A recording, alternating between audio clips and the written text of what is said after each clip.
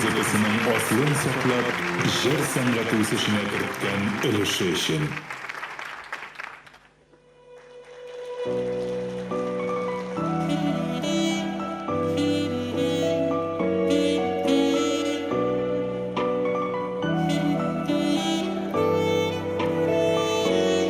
Hıyallarının tatlıları yaşlı gelinde yetkar bulup kalar. Elle yılları, elle şırları gün elime yanağımlar salar.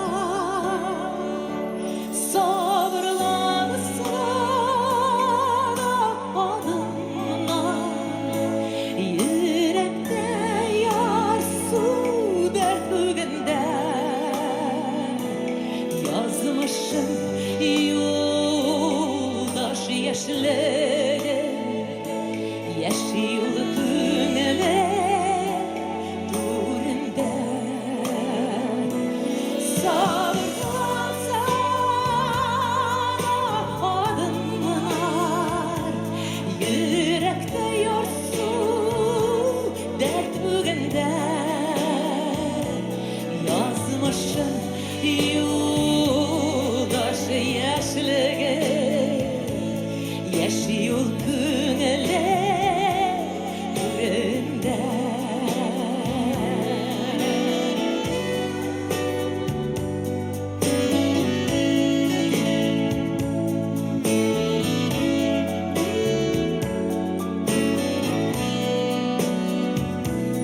Yıkırıp ötken yıllarımın salkın karlar yokma sizlerde yaşlık derde zata bara mine aldım gözlerime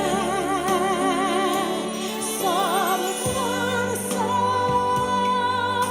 adımlar yürekte yaşsın derdimde yazmışım yoldaş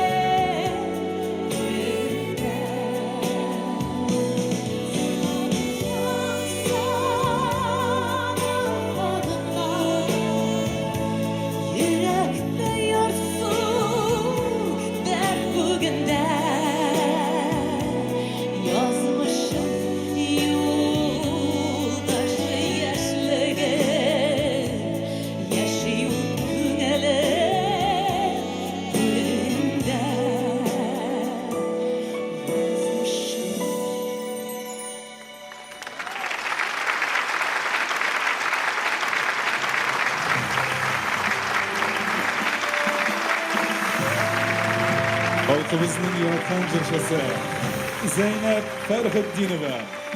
Yazmışım yıldaşı yaşligim jırının avtorlarını çakırabız. Sekine Hayrullina sizlere. Endi muzikasın şulay şäp jırşı, şäp kompozitor Marat Halimov ijat etken. Alarga da istelikli bilekler, şeşek beylemleri. Ama elbette Oltun Yıldız Sınıf. İjatınız için zor rahmet sizge. Halik alkışlar baratık sizin için.